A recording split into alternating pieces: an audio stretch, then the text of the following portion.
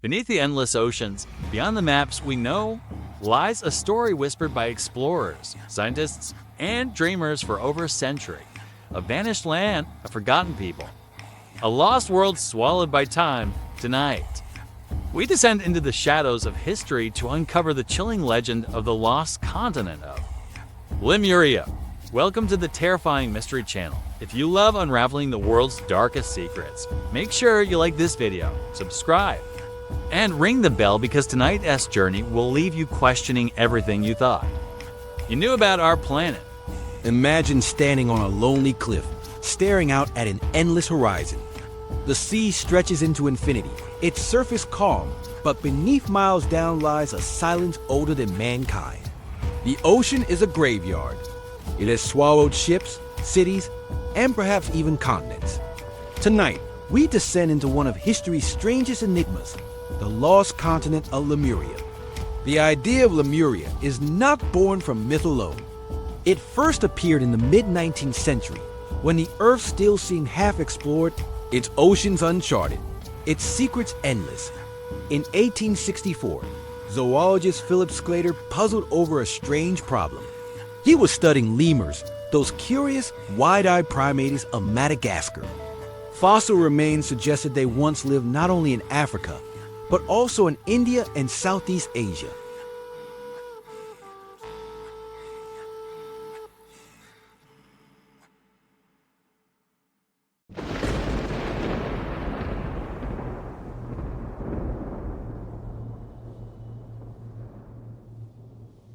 Yet there was a mystery. How could such fragile creatures cross thousands of miles of open sea? Why were their fossils scattered across continents, now separated by vast oceans? Sclater's explanation was bold, perhaps too bold. He proposed that long ago, there had been a now vanished continent linking these lands together. A landmass stretching across the Indian Ocean, later swallowed by the waves. He named it after the creatures that had inspired his theory, Lemuria. At first, the idea seemed plausible. Scientists in the 19th century had no concept of plate tectonics. They did not yet understand that continents drift and collide over millions of years. For them, a lost land bridge was the simplest explanation for strange fossil patterns. And so, Lemuria entered maps and textbooks, sketched across the Indian and Pacific Oceans like a ghostly shadow. But Lemuria quickly became more than a scientific hypothesis. It became a symbol of canvas on which people painted their fears, their dreams, and their myths. If such a continent had once existed, who had lived there? What had they built? And what had destroyed them? By the late 1800s, rumors spread. Writers whispered of a people who had thrived on Lemuria before being wiped away by disaster. Some imagined them as primitive tribes, others as a civilization more advanced than anything known in history. One question haunted every telling. Could they have left traces of sunken ruins buried beneath the sea? The ocean is a natural conspirator in mystery. Its surface hides more than it reveals.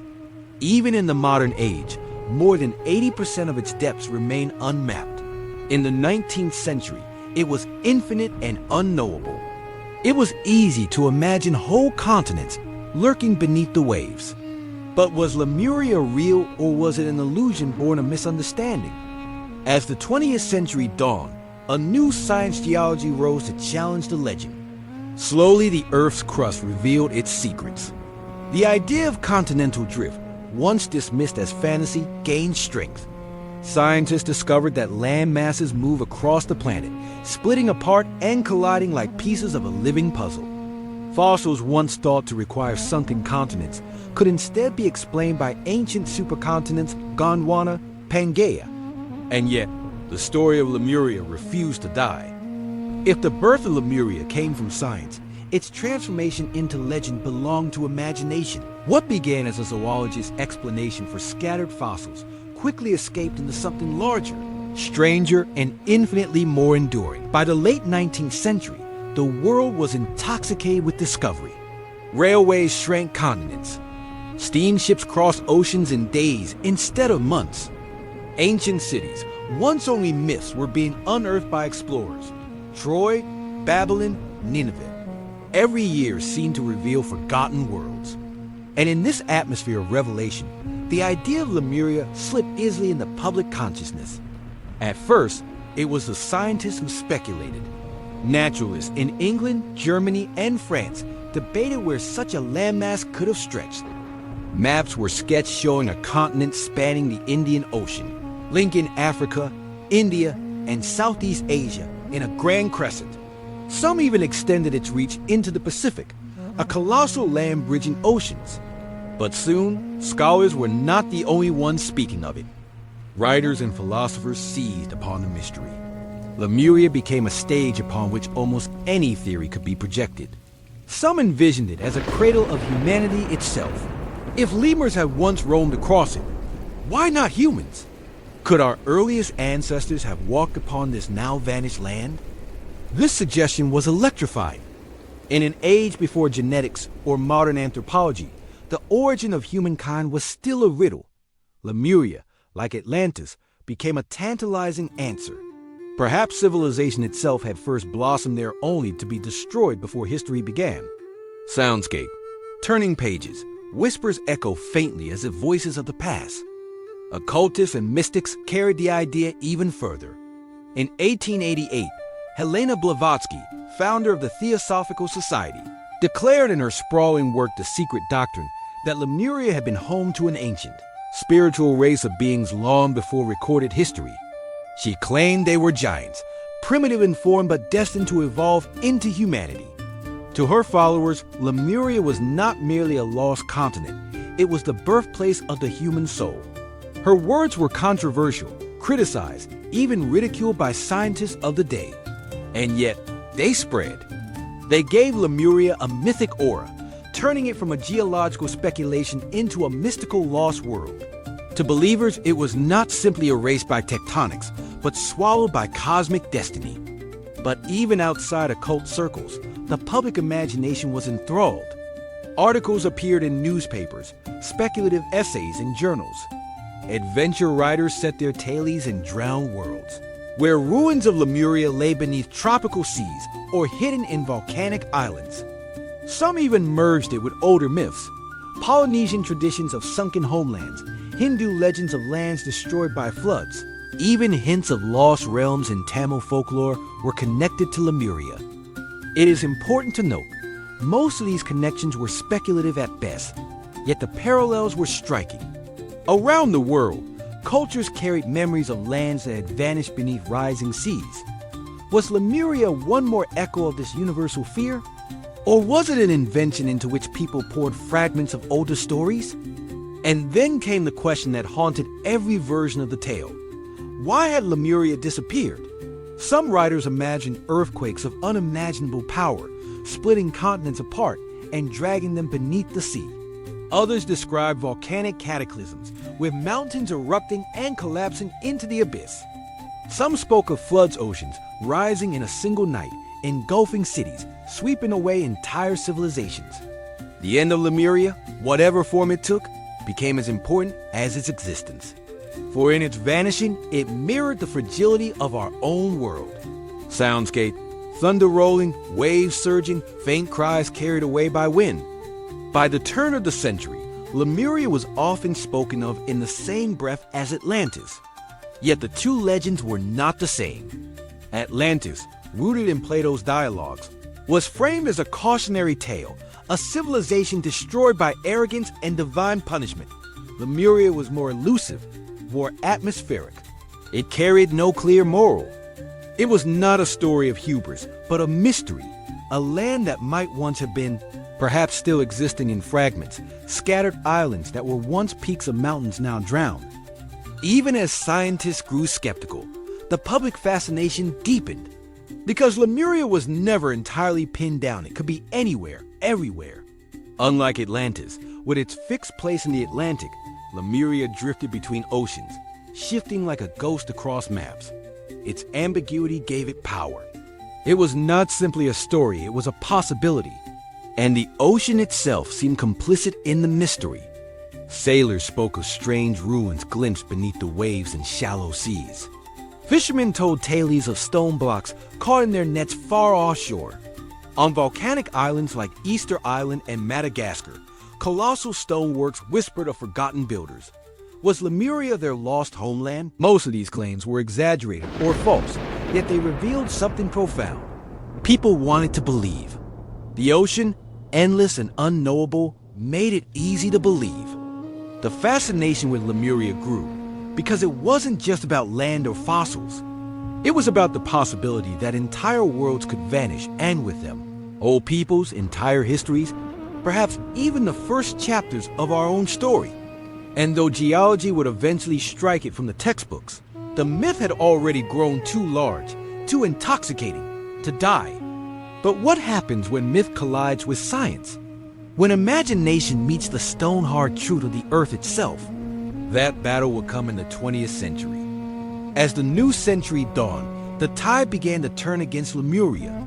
For decades, it had drifted across maps and minds, a ghostly continent invoked to explain scattered fossils and wandering species.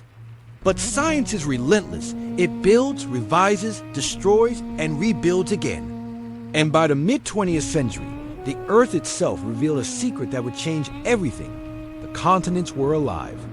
The revolutionary idea of continental drift, first proposed by Alfred Wegener in 1912, seemed almost absurd to many of his peers. He argued that continents were not fixed in place, but slowly sliding across the Earth as surface over millions of years. Mountains, oceans, and even whole climates could change as land masses drifted and collided. At first, the scientific world scoffed.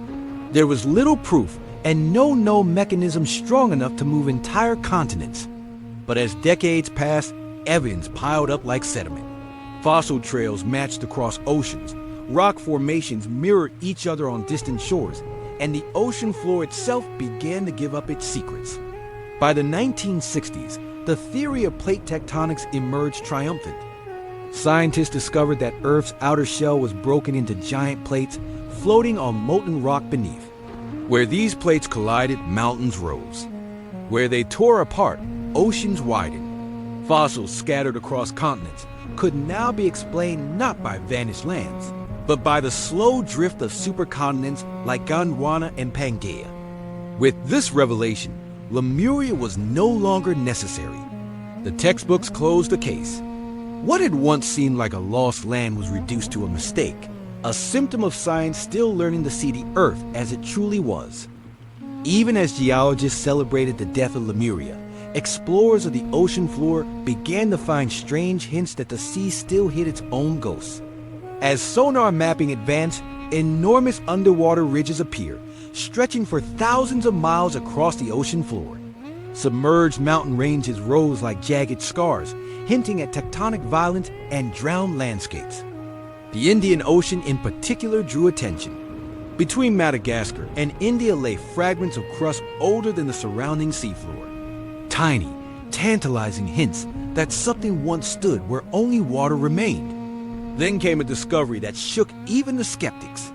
In 2013, geologists studying volcanic rocks on Mauritius, a small island east of Madagascar, found something extraordinary.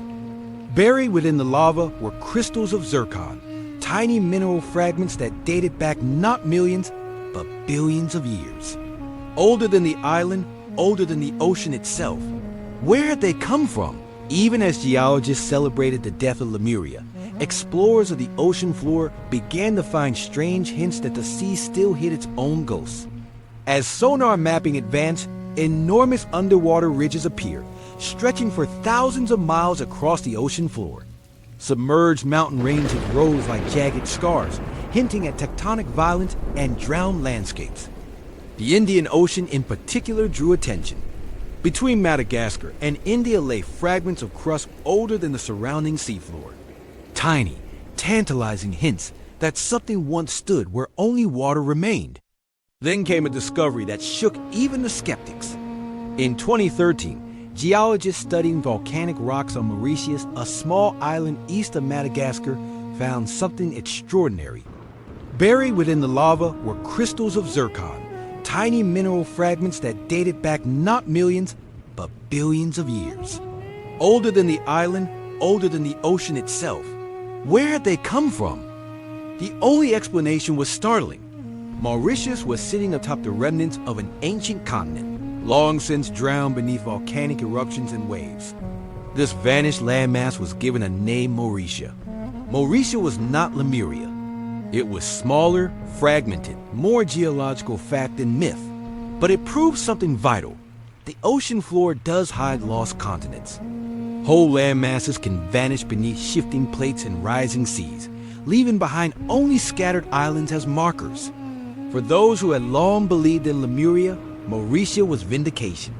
Perhaps Sclater had been wrong about lemurs, but right about the sea concealing forgotten lands. If one lost continent could be real, why not another? The discovery sparked a quiet revival. Scientists began to reconsider how much of Earth's crust might be hidden.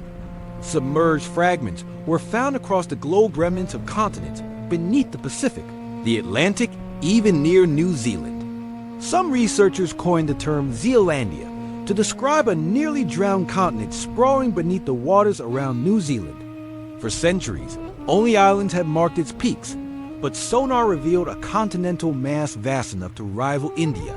Suddenly, the notion of drowned continents was no longer fantasy, it was fact.